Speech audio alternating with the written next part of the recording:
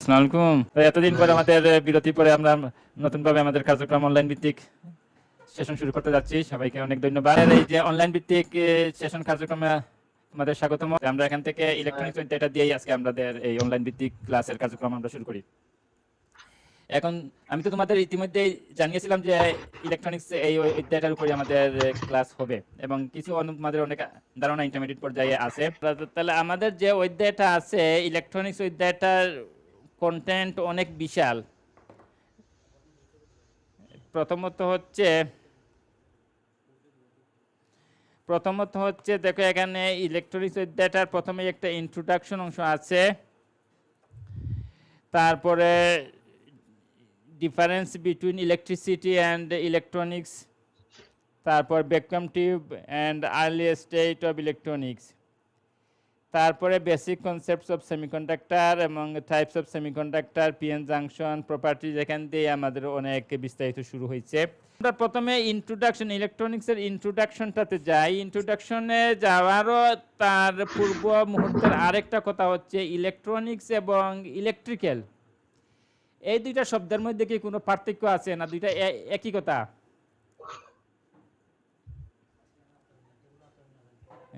বলতো একজন, ইলেকট্রনিক্স এবং ইলেকট্রিক্যাল এই দুইটা শব্দ কি সমগোত্রীয়? ঠিক আছে, পার্থক্য আছে স্যার। পার্থক্য আছে। কোথায় পার্থক্যটা? আমাকে কয়টা ইলেকট্রিক্যাল ডিভাইসের নাম বলো। Electrical device, electronic device. আরে চোখের সামনে অসংখ্য ডিভাইস পড়ে আছে। Sir mobile. ওইটা ইলেকট্রনিক্স না ইলেকট্রিক্যাল? মোবাইল তো একটা ডিভাইস, ঠিক আছে, ওকে। ইলেকট্রনিক্স স্যার, এটা ইলেকট্রনিক্স হইব স্যার। ইলেকট্রনিক্স হইব, আচ্ছা। এরকম জি আমাদের স্যার। রেডিও, টেলিভিশন, এই আমার কম্পিউটার, সবই তো ইলেকট্রনিক্স ডিভাইস। আর ইলেকট্রিক্যাল ডিভাইস জি স্যার। তাহলে কোথায় কোথায় আছে? ইলেকট্রিক্যাল ডিভাইস কোথাও আছে? এই যে তোমার বাসা বাড়ির যে সুইচ, যে সার্কিট, যে এই সবগুলাই হচ্ছে ইলেকট্রিক্যাল ডিভাইস। তাহলে দুইটার মধ্যে পার্থক্যটা কোথায়?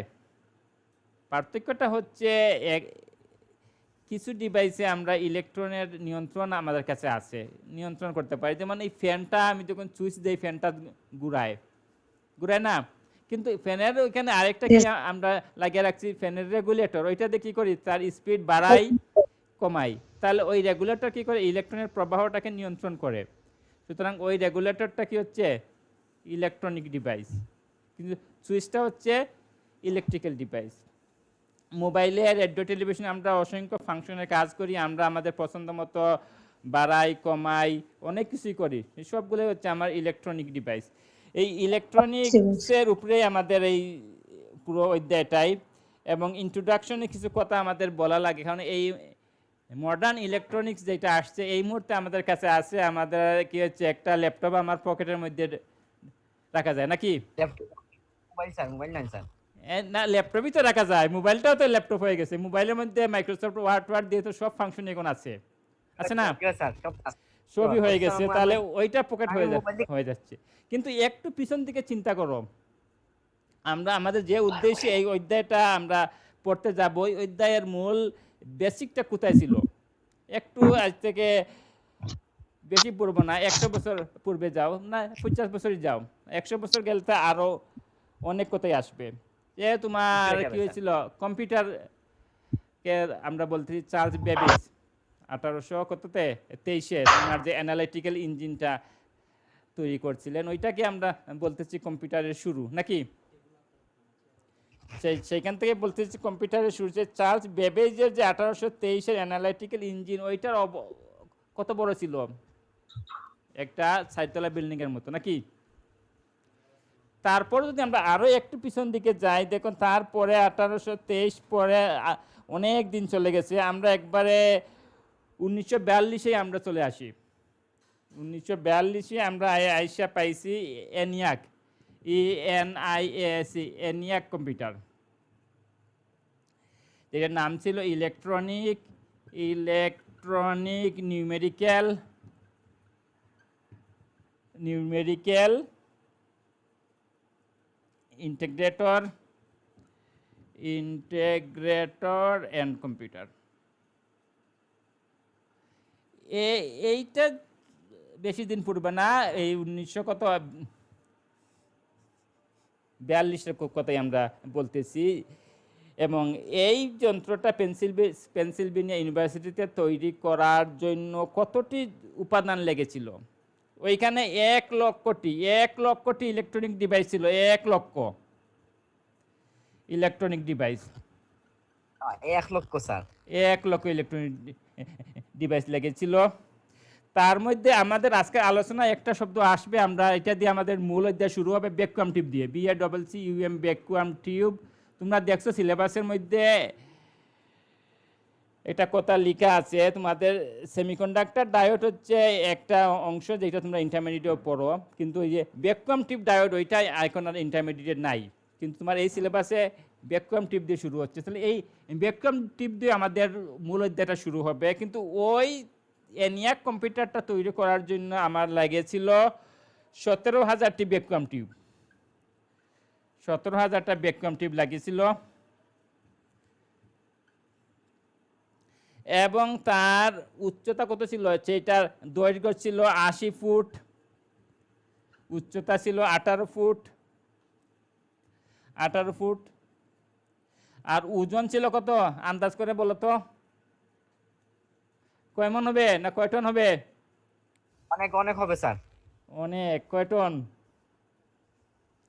100 টনই মনে স্যার। 100 টন। 1 টনে কত কেজি? 1 টন তো স্যার 1000 কেজি। তাহলে ওইটার ওজন ছিল 30 টন। 30 টন। তা আমার দ্বারা কাছে আছে স্যার। তার কাছে আসছে, অসুবিধা নেই। তাহলে এই যে 42, তাহলে এই 42-এ আমরা ভ্যাকুয়াম টিউব ব্যবহৃত হয়েছে। এবং এই ভ্যাকুয়াম টিউব যেটাতে আমরা শুরু করবো, আমরা যেটাকে আমরা বলবো যে ডায়োডে ভ্যাকুয়াম ডায়োড, সেইটার যুগ শুরু হয়েছে 1902 থেকে তার যুগ শুরু হয়েছে। সুতরাং তার ডেভেলপমেন্ট হইতে হইতে 42-এ আইসা ওই ভ্যাকুয়াম টিউব দিয়েই আমাদের যে কম্পিউটারটা তৈরি হয়েছিল এটা এত বড় ছিল। তার আরও একটু যদি আমরা পরে যাই, 1942 পরে 1944-এ আমরা যাই।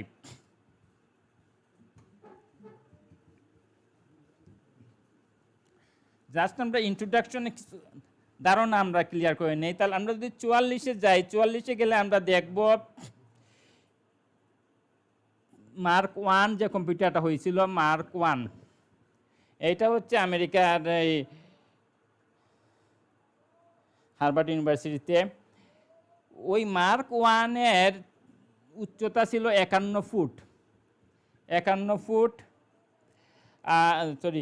দৈর্ঘ্য ছিল, উচ্চতা ছিল 8 ফুট, ওজন ছিল 5 টন। এবং ওইখানে 7,50,000টা উপাদান ডিভাইসকে সংযোগ করা লাগছে। এবং এই সংযোগ দেওয়ার জন্য 500 মাইল পরিমাণ তার ওয়্যার সংযুক্ত করা লাগছে। এই ছিল অবস্থা। ওইগুলা হচ্ছে সব মডার্ন ফিজিক্সের না, অর্থাৎ মডার্ন ফিজিক্সের আসার পূর্ব অবস্থার যে মেকানিজমগুলো ছিল, এই মেকানিজমগুলো দিয়ে যে কম্পিউটার তৈরি হয়েছিল। তারপর আরও একটু পিছনে যদি যাই, এই 1954-এ তখন যদিও সেমিকন্ডাক্টরের যুগ শুরু হয়ে গেছে, কিন্তু ব্যবহারটা জাস্ট শুরু হয়েছে।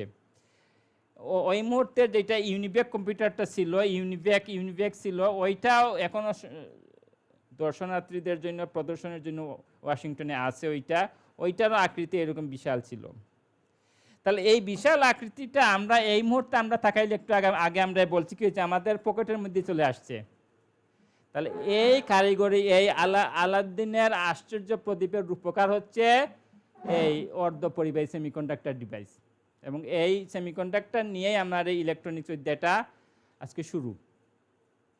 তাহলে এই প্রাথমিক অবস্থায় আমরা ধারণা এই জন্যই আনলাম যে এত একটা বিশাল সাম্রাজ্য কিভাবে আমার পকেটের মধ্যে চলে আসলো, এইটা নিয়ে আমরা যদি চিন্তা করি তাহলেই আমরা একটু কী পাবো, পড়ার দ্বারা আমরা তৈরি করতে পারবো। তারপর তাহলে আমরা এখান থেকে আমরা যে আসবো, আমরা যেটা বললাম সেমিকন্ডাক্টর যুগ শুরু হয়ে গেল, যদিও সেমিকন্ডাক্টর বিংশ শতকের প্রথম দিকে 1910, 15, 20 ওই রকম ক্ষেত্রে অর্ধপরিবাহী যুগটা শুরু হয়ে গেছে। এবং অর্ধপরিবাহীর বৈশিষ্ট্য পার্থক্যগুলো আমরা পরে বলবো, জাস্ট আমরা ইন্ট্রোডাকশনের কথাগুলো আমরা বলি। এবং ওইভাবে করে 20-25-এ ওইটা শুরু হয়ে গেছে। এই যে ফ্লোরিডা অঙ্গরাজ্যের এই সিলিকন ভ্যালি, সমুদ্র উপত্যকায় বালির মধ্যে চিকচিক করে কিছু কি পাওয়া গেল, সিলিকন পাওয়া গেল। ওই সিলিকনটা দিয়েই যাত্রা শুরু। তারপরে জার্মেনিয়াম পাওয়া গেছে, যাত্রা শুরু হলো। এবং এই সেমিকন্ডাক্টর শুরু হলো এখান থেকেই, ওইখান থেকেই দুইটা সেমিকন্ডাক্টরের যাত্রা শুরু। পরে এই সেমিকন্ডাক্টর থেকেই আমরা দেখবো যে ডায়োডের রূপকার, এই যেটা আমরা ভ্যাকুয়াম টিউব ডায়োড দিয়ে আমরা শুরু করব, সেই ডায়োডের রূপটাই কি হলো, সেমিকন্ডাক্টর ডায়োডে কনভার্ট হইলো। এবং 1930 বা 1934-এ বিজ্ঞানী সি জেনার ক্লিয়ারেন্স জেনার এখানে অনেক গুরুত্বপূর্ণ কাজ করলেন।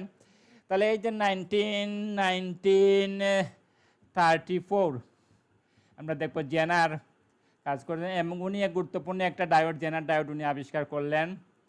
তার আরও একটু পিছন দিকে যদি আমরা যাই 1948-এ যদি আমরা যাই, আমরা এখানে 3 জন বিজ্ঞানীর নাম পাবো। এটা হচ্ছে বিশেষ করে তার বেশি পরিচিত নাম হলো জন বার্ডিন। আর হচ্ছে এখানে আরেকজন আছেন উইলিয়াম সকফিল্ড, এগুলা বইয়ে পাবা, সকফিল্ড। আর আরেকজন হচ্ছেন ব্রিটরেইন, এই 3 জন মিলে এই ডায়োড থেকে তার পরবর্তী ফাংশন আমরা দেখব, ডায়োড থেকে কিভাবে ট্রানজিস্টরের রূপান্তর হয়। এই ট্রানজিস্টরের রূপান্তর যখন 48-এ চলে গেলেন, এবং 48-এ ওনাদের এই আবিষ্কারের জন্য ওনাদেরকে 1956-এ নোবেল পুরস্কার দেওয়া হলো। মানে কত গুরুত্বপূর্ণ আবিষ্কার ওনারা করলেন। এবং এই আবিষ্কারের সাথে সাথেই এই যন্ত্রপাতিগুলোর সাইজ ছোটো হওয়া শুরু হলো। ওইগুলো দিয়ে আবিষ্কারের সাথে সাথে তার সাথে আরও কিছুদিন পরে ফ্যাট মসফেট যুগ হওয়ার সাথে সাথে এই শব্দটা চলে আসলো, আইসি। বলো তো এই শব্দটা দিয়ে কী হয়, আইসিটা দিয়ে? Integrated circuit. এখন আর ওই আগে যেভাবে আমরা কি বলছিলাম যে 500 মাইল লম্বা তার দিয়ে জোড়া দিয়ে দিয়ে একটা যন্ত্রের সাথে আরেকটা যন্ত্র সংযোগ দেওয়া লাগছে, যেমন আমরা বাসা বাড়িতে কী করি, একটা সার্কিটের মধ্যে একটা এই কি কাটার জোড়া দেই, বা একটা যে কি আছে সার্কিট ব্রেকার জোড়া দিই। তাহলে এরকম জোড়া দিয়ে দিয়ে দিয়ে দিয়ে এত মাইলের ওয়্যারই লাগছে, এত মাইল ওয়্যার, তারই ওজন কত টন হয়েছে। কিন্তু এই মন প্রযুক্তি আমার এখান থেকে 48-এর পরে আমার কাছে চলে আসছে যে আর ওই জোড়া দিয়ে আর কিছু সংযোগ দেওয়া লাগে না, অটোমেটিক তার ক্রিস্টালে গঠনের সময় কি করা যায়, তৈরি করা যায়। তখনই যখন এই কাজগুলো তৈরি হলো, তখনই কম্পিউটারের মডার্ন যুগ শুরু হয়ে গেল। তখনই আসলেন 2 জন বিখ্যাত বিজ্ঞানী, কম্পিউটারের নাম বলো তো। এই মডার্ন যুগের এই কম্পিউটারে আইসা এই কনসেপ্টগুলো নিয়ে কাজ শুরু করলেন যে বিজ্ঞানী, ওনার নাম জানতে চাইলাম। Charles Babbage. কি মডার্ন যুগের রে? চার্লস বেবেজ তো হচ্ছে উনি হচ্ছেন 1792 থেকে 1871। উনি তো মডার্ন যুগে উনি পান নাই। বিল গেটস এবং পল অ্যালেন, এই 2 জন, বিল গেটস আর পল অ্যালেন। ঠিক আছে স্যার, আমার কথা? হ্যাঁ ঠিক আছে। তাহলে এই 2 জন এই প্রযুক্তি নিয়ে কাজ শুরু করলেন। 1970-র দিকে ওনারা সফলতায় চলে গেলেন। ওনারাই প্রথমই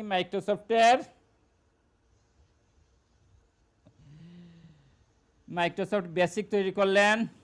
মাইক্রোসফট বেসিক তৈরি করে কম্পিউটারকে তার সফটওয়্যার হার্ডওয়্যার ওই কনসেপ্টের মধ্যে যে ধীরে ধীরে তার এবং এই ফাউন্ডেশনগত তার উপাদানগত দিকগুলোকে যখন ওই আইসির মাধ্যমে সংযোগ শুরু হয়ে গেল, এই কম্পিউটারের সাইজ ছোটো হইতে শুরু হলো, ছোটো হইতে হইতে এখন এই অবস্থায় আসছে। তাহলে এতটুকু হলো আমাদের ইন্ট্রোডাকশন। ইন্ট্রোডাকশন এবং ইলেকট্রিসিটি এবং ইলেকট্রনিক শব্দটা আমরা বলছি, তারপরে আমরা বলছিলাম এই অধ্যায়ে প্রধান শব্দটা নাম বলছিলাম, আমি বোর্ডের উপরে লিখে রাখছি, কি নামটা? Vacuum tubes. ভ্যাকুয়াম টিউব, শূন্য নল নাকি? এটা শূন্য নল না, এটা শূন্য কাজপাত্র, যে কাজপাত্রের মধ্যে বায়ু নাই, বায়ু শূন্য কাজপাত্র। সে তাহলে কাজপাত্রের মধ্যে কি আছে? বায়ু শূন্য কাজপাত্রের মধ্যে কি আছে? আমাদের মূল উদ্দেশ্য কি? আমাদের মূল উদ্দেশ্য হচ্ছে আমার ইলেকট্রনিক্সে কাজ করতে হইলে আমাকে ইলেকট্রনের প্রবাহ তৈরি করতে হইব, আমাকে ইলেকট্রনের প্রবাহ তৈরি করতে হইব। সুতরাং ইলেকট্রনের প্রবাহ তৈরি করতে হইলে আমার কি লাগবে? দুইটা কমন শব্দ আমরা জানি, এমন জানি না এমন কেউ নাই, অ্যানোড এবং আরেকটা কি? ক্যাথোড। অ্যানোড এবং ক্যাথোড। এই অ্যানোড এবং ক্যাথোডের মাধ্যমে যে ভ্যাকুয়াম টিউবটা যখন আবিষ্কার হইল, দেখা যাচ্ছে এই চিত্রটা,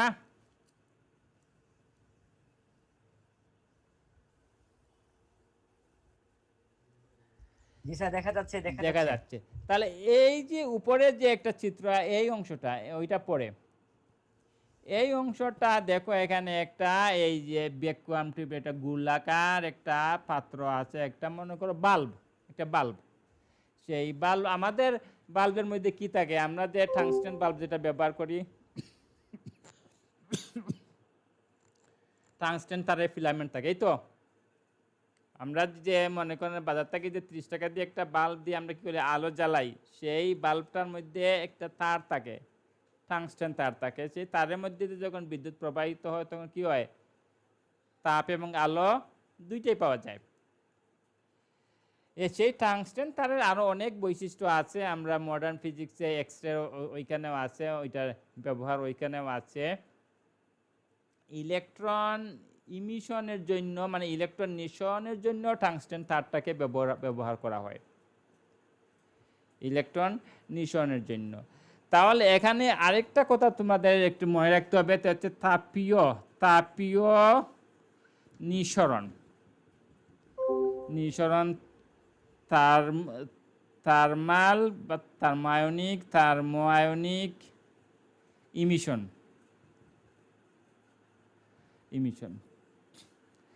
তার মানে তাপ প্রদানের মাধ্যমে আমরা কি করতে পারি? এই ফিলামেন্ট থেকে ইলেকট্রনকে মুক্ত করতে পারি। মুক্ত তাপ শক্তি নিয়ে কি করছে? এই ফিলামেন্টের টাংস্টেন উপাদানের বহিস্থ শেলের ইলেকট্রনগুলো কি করে?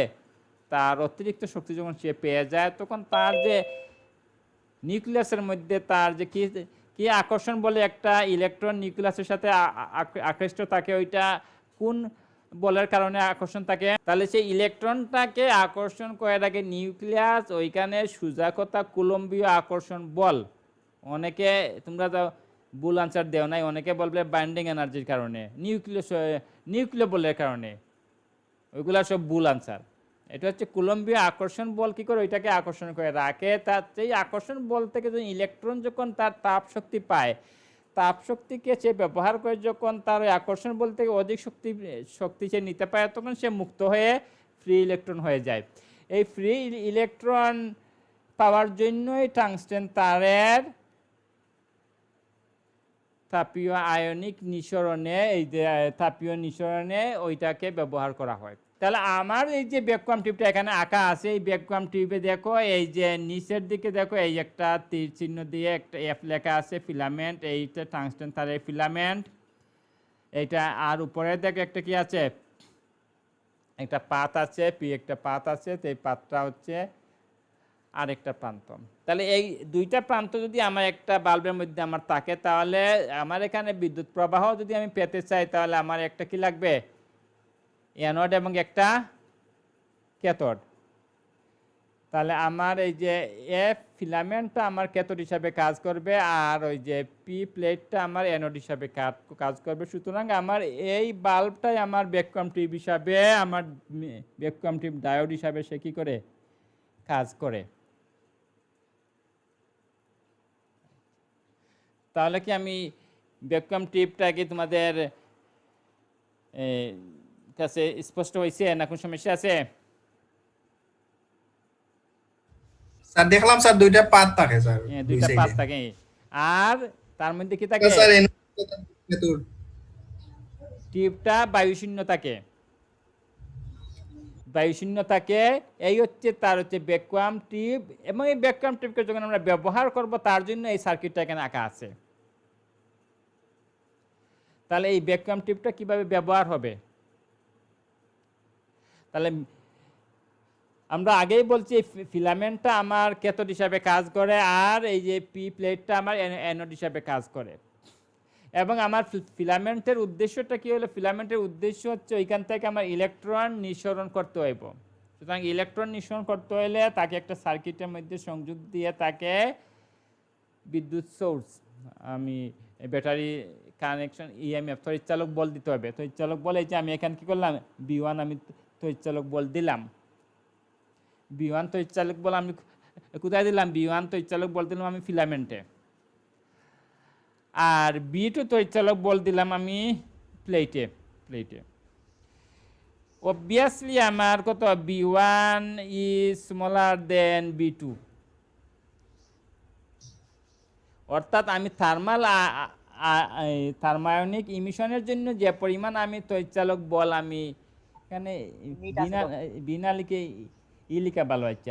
আমি থার্মাল আয়নিক নিঃসরণের জন্য যে পরিমাণ আমি তড়িৎচালক বল আমি ব্যবহার করব তার চেয়ে অনেক বেশি তড়িৎচালক বল আমি এই পি প্লেটে আমরা ব্যবহার করব। কেন ব্যবহার করব আমরা দেখব একটু পরে। তাহলে আমি যখন এখানে B1 আমি যখন তড়িৎচালক বল আমি দিলাম এই ফিলামেন্টের মধ্যে, আমার কি হয়েছে যে ইলেকট্রনগুলা নিঃসৃত হয়েছে না? এই যে দেখানো আছে ইলেকট্রনগুলো নিঃসৃত হয়েছে। এই ইলেকট্রনগুলো তো নেগেটিভ নাকি না positive? Negative.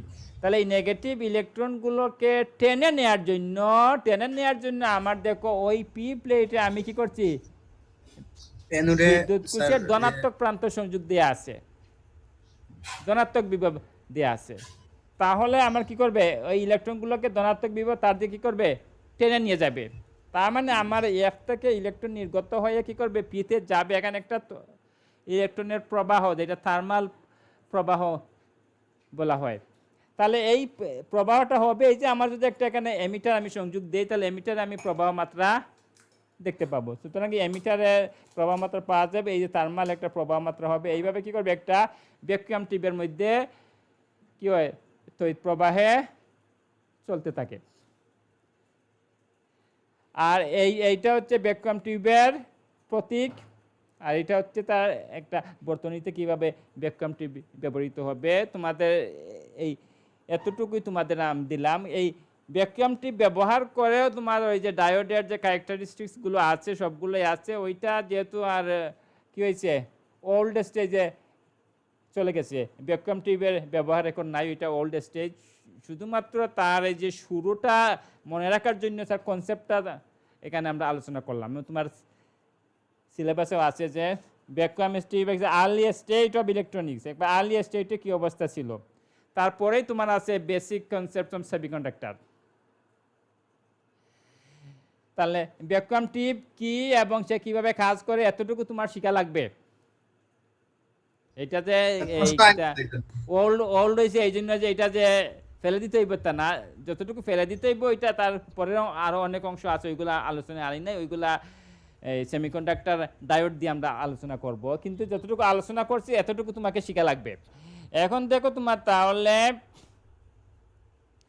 Basic concept of semiconductor তোমাকে যাওয়া লাগবে। সেমিকন্ডাক্টরে যাইতে হলে তোমার একেবারে প্রাথমিক তুমি শিকড়ে যাও। তোমার শিকড়ে কি আছিল?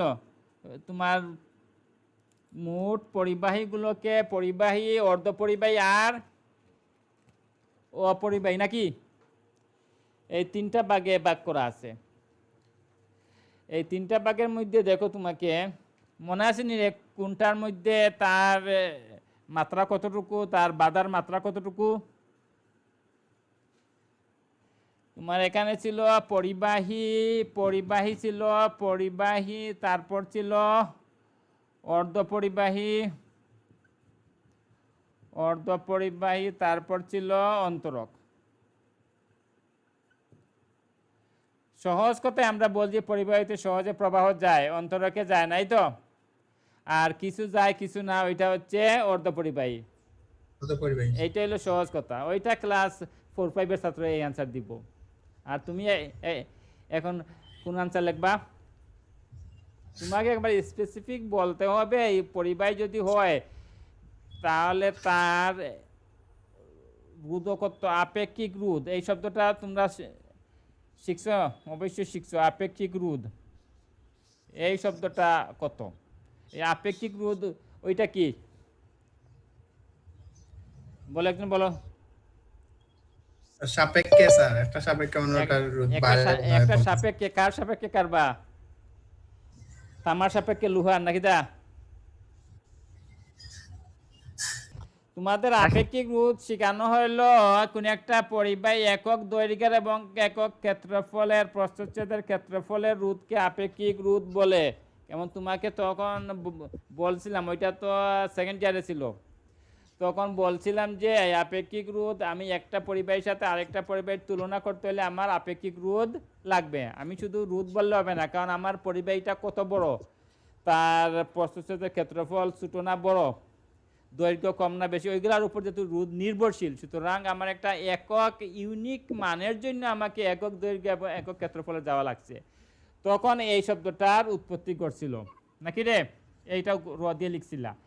এখন আমার এখানে হচ্ছে এই রয়ের ব্যবহারটা এখানে আছে। তাহলে পরিবাহীর জন্য তুমি তার মাত্রাটা কত আছিল? তার মাত্রাটা হচ্ছে 10 ইনভার্স 8 ওহম মিটার, এই ক্রমের বলতে তার সামনে আর কিছু থাকবে। যেমন আমি কয়টা পরিবাহী লিখি এখানে: সোনা, তামা, রূপা, অ্যালুমিনিয়াম, টাংস্টেন, 5টা লিখলাম।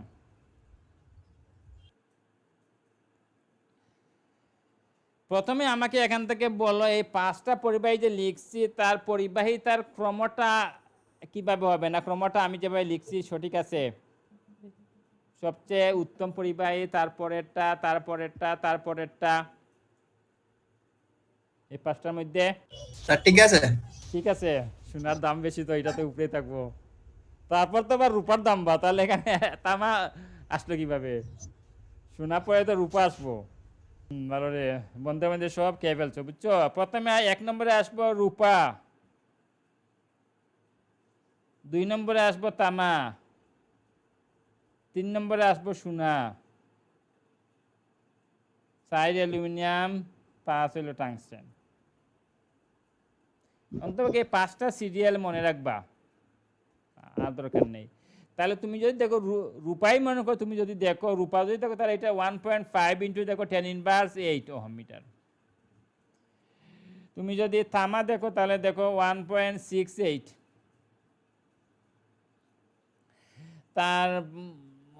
তারপর তুমি যদি সোনা দেখো, সোনা হচ্ছে 2.48।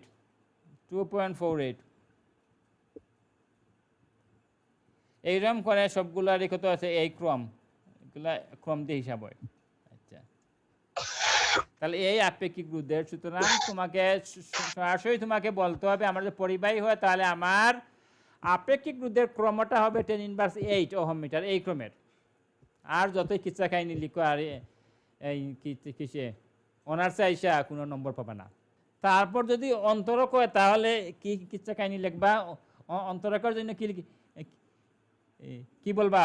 তার আপেক্ষিক রোধের মান কত হবে? তখন তোমাকে বলতে হবে অন্তরক যদি হয় তাহলে তার জন্য 10⁻13 ওহম মিটার, এই ক্রমের তার আপেক্ষিক রোধ থাকবে। এই ক্রমের সামনে কিছু থাকবে, যে উপাদান তার উপাদান কিছু থাকবে এই ক্রমের। তাহলে ওই দুইটার মাঝখানে কি হইল? অর্ধপরিবাহী।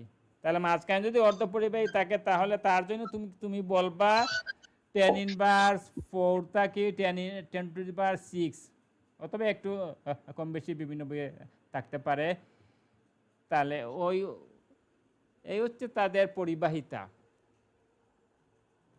এখন আমরা আর ওই দুইটা নিয়ে কোনো আলোচনা করবো না, আমরা শুধু অর্ধপরিবাহী নিয়ে আমাদের আলোচনাটা, কারণ আমরা দেখছি ইলেকট্রনিক্সের ক্ষেত্রে অর্ধপরিবাহিতাই হচ্ছে অর্ধপরিবাহী উপাদানটাই হচ্ছে মূল ভূমিকা পালন করছে। ওইটা দিয়ে আমার ডায়োড তৈরি হয়েছে, ওইটা দিয়ে ট্রায়োড তৈরি হয়েছে, ওইটা দিয়ে আমার ফ্যাট আমরা দেখব, ফিল্ড ডিফেক্ট ট্রানজিস্টার হয়েছে, মসফেট হয়েছে, কত কিছু হয়েছে। পুরো ইলেকট্রিক জগৎটাই, ইলেকট্রনিক্স জগৎটাই ওই অর্ধপরিবাহীর উপর টিকে আছে। এখন অর্ধপরিবাহী উপাদান তাহলে আমাদের তো ধারণা আগে ছিল, কিন্তু তার সাথে আমরা একবার স্পেসিফিক কিছু তথ্য কি করলাম, যোগ করলাম। এখন আমাকে দুইটা অর্ধপরিবাহী উপাদানের নাম বলো, অর্ধপরিবাহী উপাদানের নাম বলো। অর্ধপরিবাহী সিলিকন, জার্মেনিয়াম, সিলিকন, জার্মেনিয়াম। তারপর আর কিছু উপাদান আছে, গ্যালিয়াম আর্সেনাইড আছে, GaS গ্যালিয়াম আর্সেনাইড আছে, ইন্ডিয়াম আর্সেনাইড। তাহলে এই দুটো হচ্ছে কমন। কমনের মধ্যে এইটা আমরা প্রকৃতি থেকে আমরা পাওয়া যায়, বালু থেকে সিলিকন যে চকচক করে ওই উপাদানগুলো থেকে পাওয়া যায়, যদিও খুব যে সহজলভ্য না। আর জার্মেনিয়ামটা পাওয়া এটা সহজ, এটা বিভিন্ন রাসায়নিক বিক্রিয়া থেকে বাই প্রোডাক্ট হিসাবেও জার্মেনিয়াম তৈরি হয়, সুতরাং ওইটা পাওয়া যায়। তবে দুইটাই কমন। আর দুইটার ক্ষেত্রে পার্থক্যটা হচ্ছে উচ্চ তাপমাত্রা, অর্থাৎ জার্মেনিয়ামের ক্ষেত্রে 65 পর্যন্ত, 65 ডিগ্রি সেলসিয়াস পর্যন্ত তার পরিবাহিতা ওকে। তার চেয়ে উচ্চ তাপমাত্রা হলে আমাকে সিলিকনটা প্রিফার করতে হবে, অর্থাৎ অধিক তাপমাত্রায় ব্যবহার করতে হইলে সিলিকনের চাহিদা। আর কম তাপমাত্রা তো তাও কম না, 65 পর্যন্তই, তখন হচ্ছে জার্মেনিয়ামের ব্যবহার ইউজফুল। এইভাবেই এই দুইটা উপাদান চলতেছে। 0 কেলভিন মানে 273 ডিগ্রি সেলসিয়াসের উপরে নাকি? 0 ডিগ্রি সেলসিয়াস তাপমাত্রায় অর্ধপরিবাহী সম্পূর্ণ কিসের ন্যায় আচরণ করবে? অন্তরকের ন্যায় আচরণ করবে। এটা অর্ধপরিবাহী উপাদানের একটা গুরুত্বপূর্ণ বৈশিষ্ট্য। 0 ডিগ্রি সেলসিয়াস তাপমাত্রায় অর্ধপরিবাহীর মধ্যে কোনো প্রবাহ যায় না। কেন যায় না, কিভাবে যায় না আমরা দেখবো একটু পরে, আমরা ওই জায়গায় যাব। তাহলে একটা উত্তম বৈশিষ্ট্য বলে ফেলছ। 0 ডিগ্রি সেলসিয়াস তাপমাত্রা কি হলো, অর্ধপরিবাহীটা সেমিকন্ডাক্টর কি হবে, ইনসুলেটর হিসাবে কাজ করব, অন্তরকের ন্যায় কাজ করে। অন্তরকের ন্যায় কাজ করব। এইটা একটা গুরুত্বপূর্ণ বৈশিষ্ট্য। আর একটা গুরুত্বপূর্ণ বৈশিষ্ট্য কি হবে, তাপমাত্রা বাড়লে কি হয়, তাপমাত্রা বাড়লে পরিবাহিতা বাড়বে না কমবে?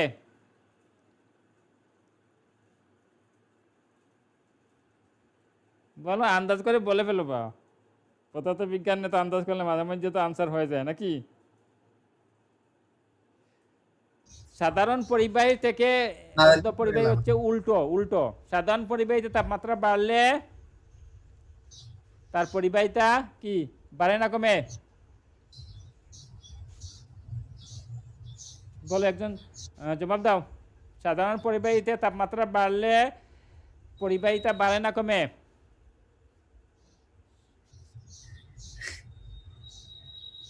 পারে স্যার, বাড়ে। ইকবালে বলছো বাড়ে, আর জাকিরে কি বলবা?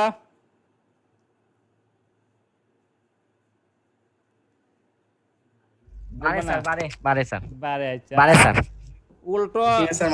উল্টো আনসার দিতেছো তোমরা, বুঝেছো? সাধারণ পরিবাহীতে তাপমাত্রা বাড়লে পরিবাহিতা কমে, রোধ বাড়ে। আর অর্ধপরিবাহিতা হচ্ছে তাপমাত্রা বাড়লে এখানে কি হবে, তাপমাত্রা বাড়লে রোধ বাড়বে, তাপমাত্রা বাড়লে পরিবাহিতা বাড়ে। সাধারণের উল্টো, সাধারণের চেয়ে উল্টো। আর তার চেয়ে আরেকটা গুরুত্বপূর্ণ, এখানে আমি 3টা কথা লিখলাম, তোমরা দেখবা বইয়ে দেখবা, আরো আমি যে আলোচনা করছি ওগুলো মিলে 4-5টা কথা লিখে আছে। আরেকটা কথা আমরা লিখব, পরিবাহীর সাথে অর্ধপরিবাহী আরেকটা গুরুত্বপূর্ণ পার্থক্য হলো, পরিবাহীতে শুধুমাত্র একই ধরনের চার্জের প্রবাহ ঘটে। সেই চার্জটা কি চার্জ? পরিবাহীতে যে প্রবাহ ঘটে সেই চার্জটা হচ্ছে কি চার্জ? ইলেকট্রন নাকি? পরিবাহীতে শুধুমাত্র ইলেকট্রনের জন্য প্রবাহ ঘটে, কিন্তু অর্ধপরিবাহীতে ইলেকট্রন এবং পজিটিভ চার্জ দুইটার জন্য প্রবাহ পাওয়া যায়। অর্ধপরিবাহীতে ইলেকট্রনের জন্য প্রবাহ পাওয়া যায়, পজিটিভ চার্জের জন্য প্রবাহ পাওয়া যায়। এই হচ্ছে পরিবাহীর সাথে তার প্রধান একটা পার্থক্য। তারপর তোমাদের এই এই পার্থক্য শেষ করার পর তুমি অর্ধপরিবাহীটাকে জানার জন্য তার একটু গঠনের মধ্যে আমাকে যাওয়া লাগবে। তার অ্যাটমিক স্ট্রাকচারটা কীরকম। অ্যাটমিক স্ট্রাকচার, তোমাদের তো অ্যাটমিক স্ট্রাকচার কি একটা নিউক্লিয় পদার্থ, ওইখানে একটা অধ্যায় তো ছিল বিভিন্ন অ্যাটমের বুর মডেল, আর কি কি ছিল রে, রাদারফোর্ড মডেল নাকি। তাহলে তুমি অ্যাটমিক স্ট্রাকচারে যদি আমরা যাই, তোমার এখানে আমি পরিবাহী আমি একটু সংক্ষেপে বলি, কারণ এই অধ্যায়টা অনেক গুরুত্বপূর্ণ অধ্যায় এবং অনেক বড় অধ্যায়। পরিবাহী, অর্ধপরিবাহী, অর্ধপরিবাহী আর হচ্ছে অন্তরক। তাহলে এই যে কোনো উপাদানের মধ্যে যদি আমার পরিবাহিতা থাকতে হয়, তাহলে আমার মুক্ত ইলেকট্রন লাগবে নাকি, কারণ আমার ইলেকট্রন ছাড়া তো আমার পরিবাহী একে যাইব। আমরা যে, আচ্ছা তোমাদের একটা প্রশ্ন আমি করি, আমি যে একটা পরিবাহী তারের মধ্যে আমরা ইএমএফ তড়িৎচালক বল সংযোগ দিলাম, এখন ওই পরিবাহী তারের মধ্যে কি বলের প্রবাহ হয় না ইলেকট্রনের প্রবাহ হয়? যেমন আমি দুইটা কথা বলি, আমি যদি কি করি, পুকুরে একটা ডিল ছুঁড়ি নাকি, ডিল ছুঁড়লে পানির মধ্যে দিয়ে কি কি হয়, ঢেউ হয়, একটা প্রবাহ ঘটে। কার প্রবাহ ঘটে পানির মধ্যে দিয়ে? কণা স্যার, বিভিন্ন ইলেকট্রনের কণা। পানির কণা। ওই না পুকুরের মধ্যে তো ইলেকট্রন তুমি পাচ্ছ না, ওইখানে তরঙ্গ কণা তো আমি চিনি না, আমি চিনি পানি আছে, পানির কণা হতে পারে। ওইখানে কি পানির কণা দূরে যায় না কে যায় বলো? এইটা গেছে একটা কথা, পুকুরের ডিল ছুটছো, পুকুরের ডিল ছুটছো। আর আরেকটা কথা বলছি আমি, করে একটা পরিবাহী তারের মধ্যে কি করছি, তারের মধ্যে আমি ইএমএফ দিছি, এত চলো বল দিছি। বলো, এই দুইটা ক্ষেত্র আমাকে আগে ক্লিয়ার করতে হইব। পানির মধ্যে দিয়ে আমি দেখছি ঢেউ চলে গেছে। এখন আমার প্রশ্ন এই একটু আগে বললাম, কে গেছে, শক্তি গেছে না পানির কণা গেছে? আমি যে ডিল ছুড়ছিলাম সেই ডিলের গতিশক্তিটা কি হয়েছিল, সঞ্চালিত হয়েছিল, পানির কণা সঞ্চালিত হয় নাই। কণাটা কি করছে, শুধু কম্পন দিল, যে কম্পন দিয়ে শক্তিটা পরবর্তী কণার মধ্যে স্থানান্তর করলো। আর আমি যখন একটা পরিবাহী তারের মধ্যে ইএমএফ আমি দিলাম, অথবা পরিবাহী তারের মধ্যে আমি কি দিলাম, তাপ শক্তি দিলাম।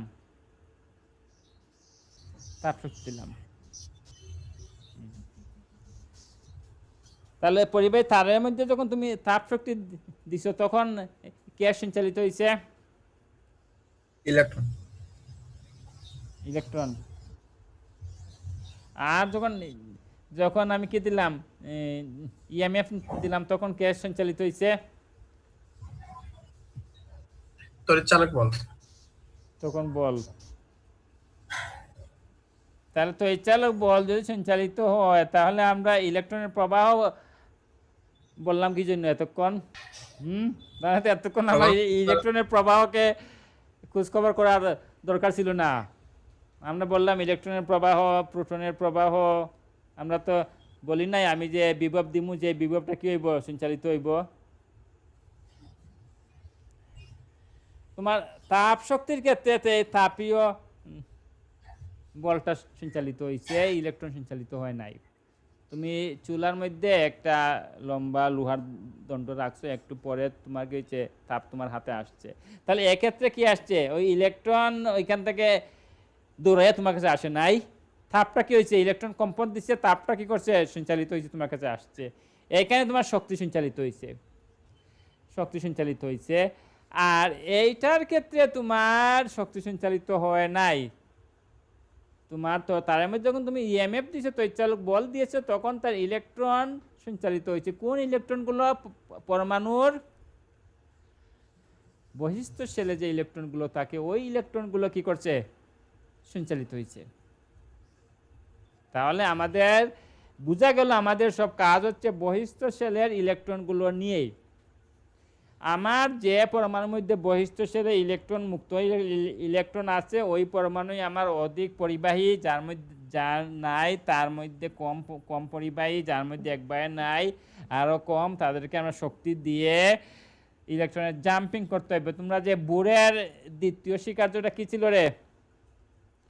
বুর মডেলের দ্বিতীয় স্বীকার্য না তৃতীয়? বুর মডেলের স্বীকার্য কয়টা আছে?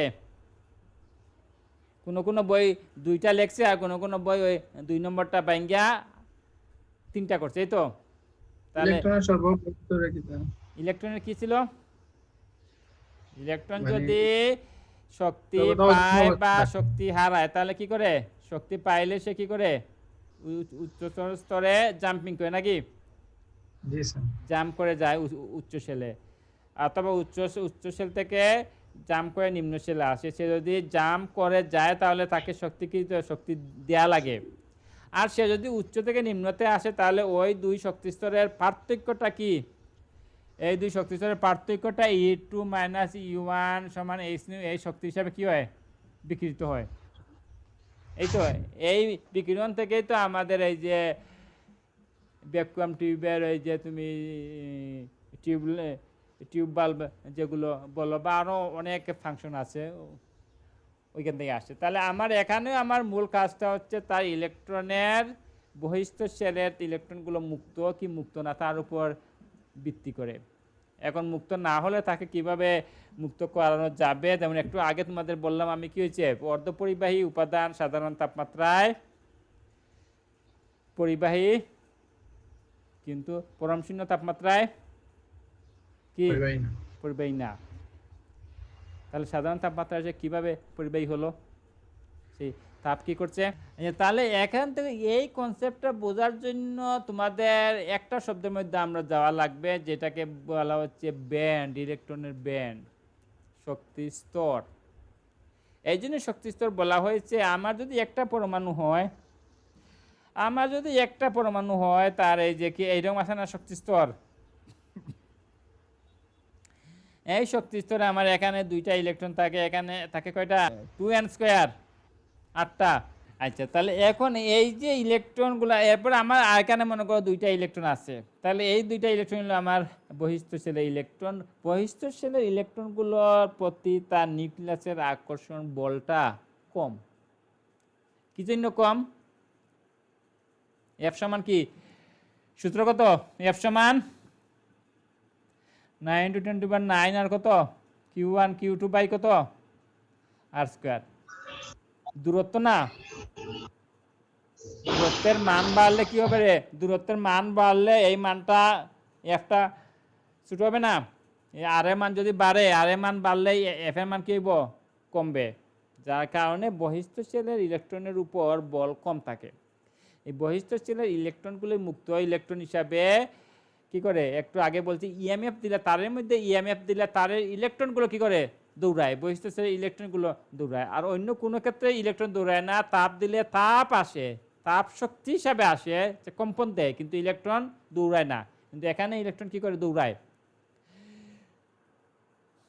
তাহলে এই যে ইলেকট্রন যেগুলো দৌড়াইয়া যাইব অন্য পরিবাহীতে মুভ করতে পারছে ওইগুলোকে বলা হয়েছে মুক্ত ইলেকট্রন। এবং এই যে শেলগুলো, প্রত্যেকটা শেলে তো আমার দেখাইলাম এখানে ইলেকট্রন আছে, এখানে আছে, এখানে আছে।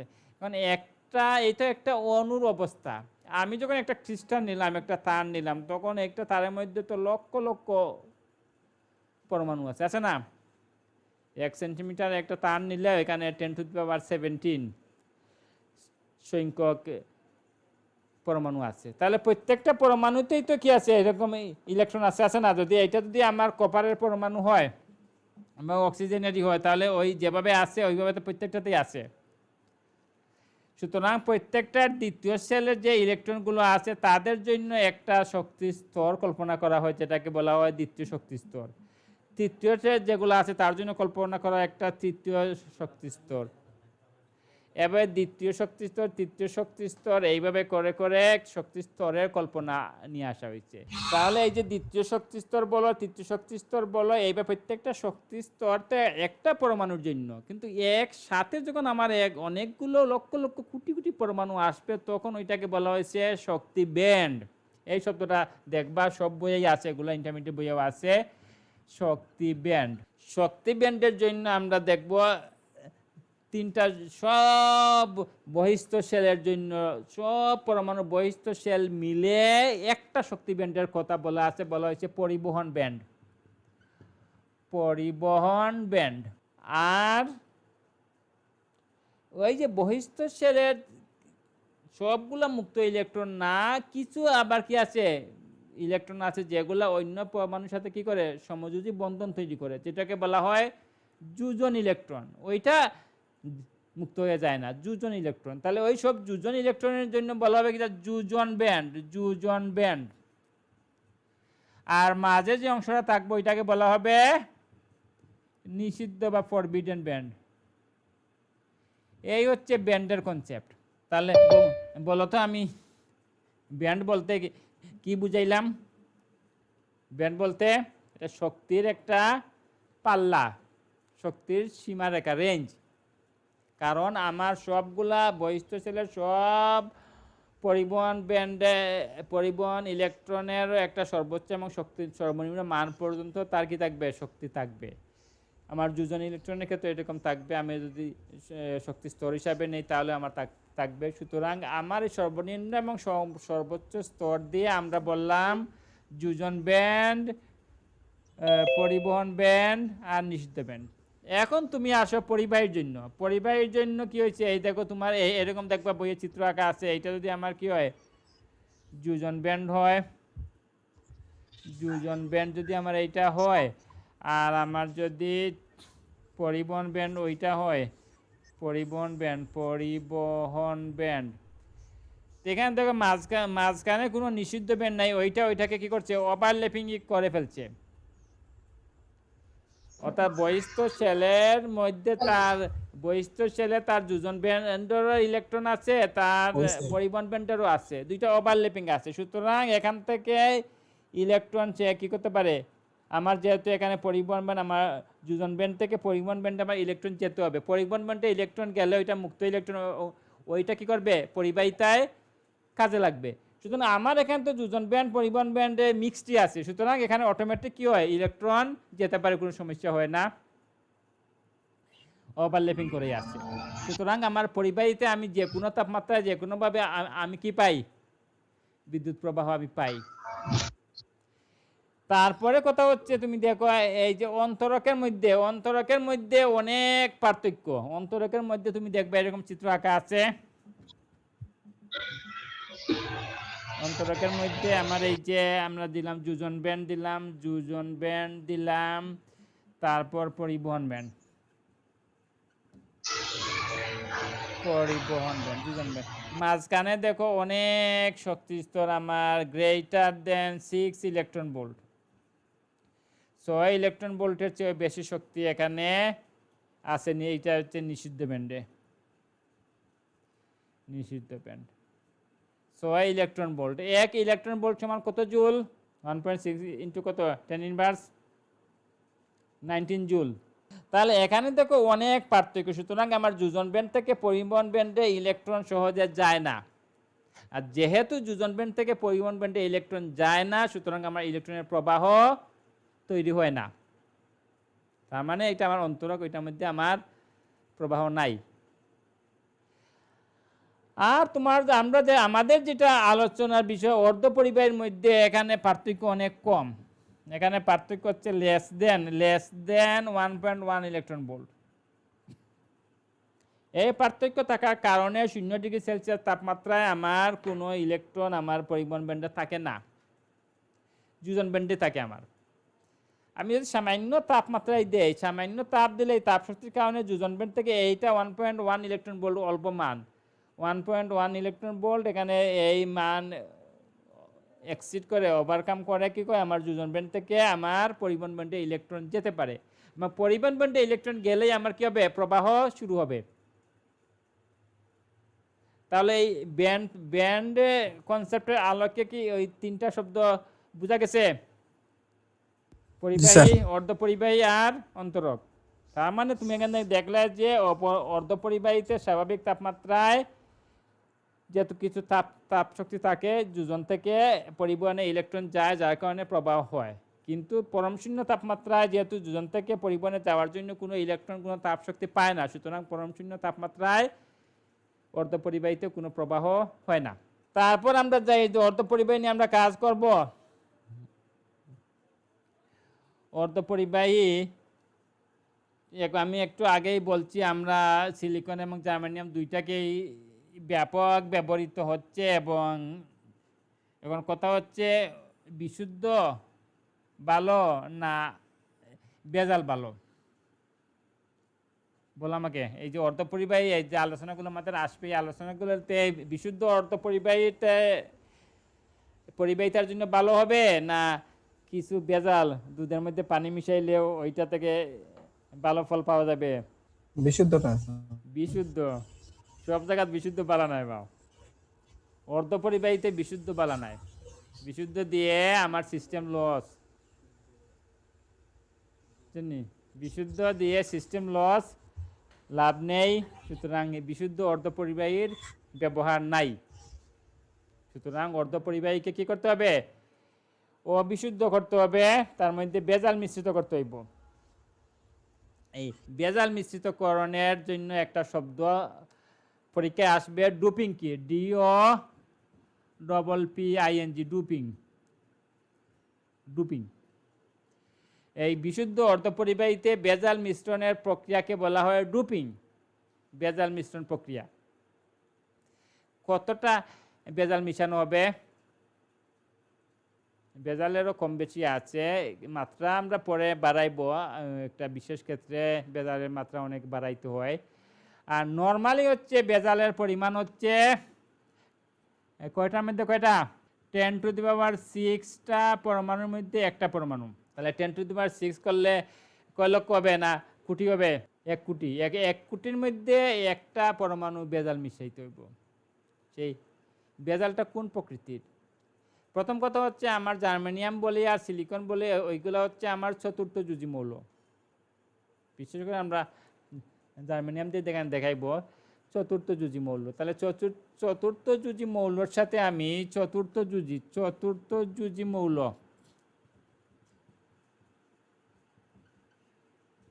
তার সাথে আমাকে ভেজাল কত মিশানো লাগবে? 4 সাথে ভেজাল হতে পারে 3 হতে পারে অথবা 5 হতে পারে। সুতরাং আমরা দুইটাই মিশাইব। আমরা ট্রাইভ্যালেন্ট মৌল মিশাইব। ট্রাইভ্যালেন্ট মানে কি? ত্রিযুজি। আর পেন্টাভ্যালেন্ট মানে কি? পঞ্চযুজি। পেন্টাভ্যালেন্ট দুইটাই আমরা মিশাইব। ট্রাইভ্যালেন্ট আমাদের কি আছে? বোরন আছে, অ্যালুমিনিয়াম আছে। বোরন, অ্যালুমিনিয়াম বা গ্যালিয়াম। পেন্টাভ্যালেন্ট আমরা মিশাইতে পারি ফসফরাস, আমরা মিশাইতে পারি আর্সেনিক, মিশাইতে পারি অথবা আমরা এসবি। আচ্ছা, এখন এই মিশানোর ফলশ্রুতিতে আমরা যে শব্দটা পাই, মূলত অনেকে আমরা দেখছি পি টাইপ অর্ধপরিবাহী, এন টাইপ অর্ধপরিবাহী দেখছি। এই মিশানোর পরে আমার তৈরি হবে পি টাইপ অর্ধপরিবাহী এবং এন টাইপ অর্ধপরিবাহী। তাহলে আমি যদি ট্রাইভ্যালেন্ট মৌল আমি যুক্ত করি, ট্রাইভ্যালেন্ট মৌল যুক্ত করলে আমি পাইব কি টাইপ? পি না এন? ট্রাইভ্যালেন্ট মিশাইলে পাওয়া যাবে পি টাইপ। আর পেন্টাভ্যালেন্ট মিশাইলে পাওয়া যাবে, তাহলে কয়টা মিশাইব? 10⁶ এর মধ্যে একটা। এখন মিশাইলে কি হবে? এই দুইটা চিত্র আমরা আঁকি। মিশাইলে কি হবে? মনে করো আমি কি করলাম, আমরা জার্মেনিয়ামের মধ্যে গ্যালিয়াম মিশাইলাম। জার্মেনিয়ামের মধ্যে আমরা একটা দিলাম, জার্মেনিয়ামের মধ্যে গ্যালিয়াম মিশাইলাম। আর একটা আমরা জার্মেনিয়ামের মধ্যে আমরা আর্সেনিক মিশাইলাম। তাহলে গ্যালিয়াম হচ্ছে ট্রাইভ্যালেন্ট, আর্সেনিক হচ্ছে পেন্টাভ্যালেন্ট। জার্মেনিয়ামের হাত সে হইল গিয়ে চতুর্থ জীব। গ্যালিয়াম দেখে জার্মেনিয়ামের তো এইদিকে ধরবে, এইদিকে ধরবে, এইদিকে ধরবে, এইদিকে ধরবে। আচ্ছা, তাহলে ওইগুলো তো আরেকটা ধরবে থাকুক। তারপর গ্যালিয়ামের তো একটা ইলেকট্রন কম, আমরা বলছি গ্যালিয়াম হচ্ছে ট্রাইভ্যালেন্ট, তার তো একটা ইলেকট্রন নাই, সুতরাং তার একটা ইলেকট্রনের কি থাকলো, ঘাটতি। আর এখানে কি হয়েছে, আর্সেনিকের কি হয়েছে, আর্সেনিকের তো বেশি আছে। তাহলে আর্সেনিকের কয়টা গেল, একটা, দুইটা, তিনটা, চারটা, তাহলে একটা কি আছে, মুক্ত ইলেকট্রন আছে। তাহলে এখানে এই দুইটা চিত্রের দিকে তাকাও, আর এখানে কি আছে একটা। এখন কি হবে, স্বাভাবিকভাবে এখানে আমরা ধারণা করতে পারি, যেহেতু একটু আগে আমরা বলছি মুক্ত ইলেকট্রন মানে কি হচ্ছে প্রবাহ হবে মুক্ত ইলেকট্রন। তাহলে এখানে আমার কি আছে, মুক্ত ইলেকট্রন আছে, তাহলে এখানে ইলেকট্রনের কি হবে, প্রবাহ হবে। যেহেতু ইলেকট্রনের প্রবাহ হয়েছে, এখানে মুক্ত ইলেকট্রন আছে, সুতরাং এই টাইপের নাম হচ্ছে এন টাইপ অর্ধপরিবাহী। এই টাইপের নাম হচ্ছে এন টাইপ অর্ধপরিবাহী। তাহলে ইলেকট্রনের প্রবাহ হয়েছে এখানে, ভালো কথা। আর এখানে কি হবে, এখানে হোলটা তো মুক্ত না, মুক্ত থাকলে না হয় বলা যেত যে ওই ইলেকট্রনের মতো সেও কি করবো, দৌড়াইব, কিন্তু সে তো মুক্ত না। সে কিভাবে যাইবে, সে যাবে, মনে করো একটা শ্রেণীকক্ষে, মনে করো তোমার একটা শ্রেণীকক্ষে অনেকগুলা বেঞ্চ আসে, এখানে একজন ছাত্রকে পিছনে নেয়ার প্রয়োজন পড়ছে, এবং কিভাবে তাকে পিছনে নেওয়া হবে, তাকে পিছনে নেওয়া হবে, এই ছাত্রকে আনা হবে এই জায়গায়, সে যাবে এই জায়গায়, সে আসবে এই জায়গায়, এখানে এ যাবে এই জায়গায়, সে আসবে এই জায়গায়, অর্থাৎ প্রত্যেক সে তার পাশের পরমাণুর সাথে কি করবে, সে তার পাশের গ্যালিয়াম থেকে একটা ইলেকট্রন এখানে দিয়ে সে ওইটাতে চলে যাবে, ওইটা থেকে সে তারপর এটাতে যাবে, তারপর এটা থেকে সে তারপর এটাতে যাবে। এইভাবে করে এই যে সামনের বেঞ্চ থেকে একটা শিক্ষার্থীকে পিছনের বেঞ্চে নেয়ার ধারাবাহিক স্টেজের মাধ্যমে নেয়ার এই প্রক্রিয়াটাই হচ্ছে, প্রক্রিয়ার মাধ্যমে এই হোলটা কি করবে, সঞ্চালিত হবে। সুতরাং এখানে যেহেতু আমরা হোল মানে হচ্ছে পজিটিভ চার্জ, ইলেকট্রনের বিপরীত, সুতরাং এখানে এই টাইপের নাম হবে পি টাইপ, পি টাইপ হতে পারবে। তাহলে হোল হচ্ছে পজিটিভ চার্জ বললাম, এন বললাম নেগেটিভ চার্জ। আর এই একটা শব্দ তোমার পজিট্রন, এই শব্দটা কি, এইটা পজিটিভ না নেগেটিভ না, এটা কি, এটা কি প্রোটন না ইলেকট্রন? এটার আনসার আগামী ক্লাসে আমাকে দেয়া লাগবে। পজিট্রন ওইটা কি প্রোটন না ইলেকট্রন, এটার আনসার আগামী ক্লাসে দিবা। আর এই যে পি টাইপ বললাম, এটা বললাম এন টাইপ। তাহলে পি টাইপে আমার প্রবাহ মাত্রা আসবে হোলের জন্য, এন টাইপে আমার প্রবাহ মাত্রা আসবে ইলেকট্রনের জন্য। কিন্তু এখানে তোমাদের যখন অর্ধপরিবাহীর বৈশিষ্ট্য বলছি, তখন আরেকটা কথা আমরা বলছি, সব শেষ কথাটা ছিল যে এখানে ধনাত্মক এবং ঋণাত্মক দুইটা চার্জের জন্য প্রবাহ থাকে। সুতরাং তোমার এখানে ইলেকট্রনের প্রবাহ হলে এখানেও কিছু হোলের তৈরি হয়, হোলের জন্য প্রবাহ মাত্রা থাকে। এখানে হোলের প্রবাহ হলে ওইখানেও কিছু ইলেকট্রনের প্রবাহ থাকে। ওই জন্য দুইটার ক্ষেত্রে দেখবা লেখা আছে সংখ্যা গুরু চার্জ বাহক এবং সংখ্যা লঘু চার্জ বাহক। তাহলে তোমার এই এন টাইপ হচ্ছে সংখ্যা গুরু, মেজরিটি, মেজরিটি চার্জ ক্যারিয়ার হচ্ছে ইলেকট্রন, আর মাইনরিটি হচ্ছে হোল। আর এখানে হচ্ছে মেজরিটি কি হবে, মেজরিটি হোল আর মাইনরিটি, তার জন্য প্রবাহ ঘটবে। এবং এই মেজরিটি মাইনরিটির প্রবাহটা শুধুমাত্র অর্ধপরিবাহী উপাদান পর্যন্তই সীমিত, পরিবাহী তারের মধ্যে দিয়ে কখনো হোলের প্রবাহ ঘটবে না। আমরা যখন পিএন জাংশনের বিস্তারিত আমরা গঠনে যাব, পিএনপি জাংশন ট্রানজিস্টার যাব, তখন আমরা দেখব অর্ধপরিবাহী উপাদান ব্যতীত পরিবাহী তারের মধ্যে কখনো এই কনসেপ্ট কার্যকর না। তাহলে আমরা আজকে এতটুকুর মধ্যে আমরা সীমিত থাকি, এই যতটুকু আলোচনা করলাম।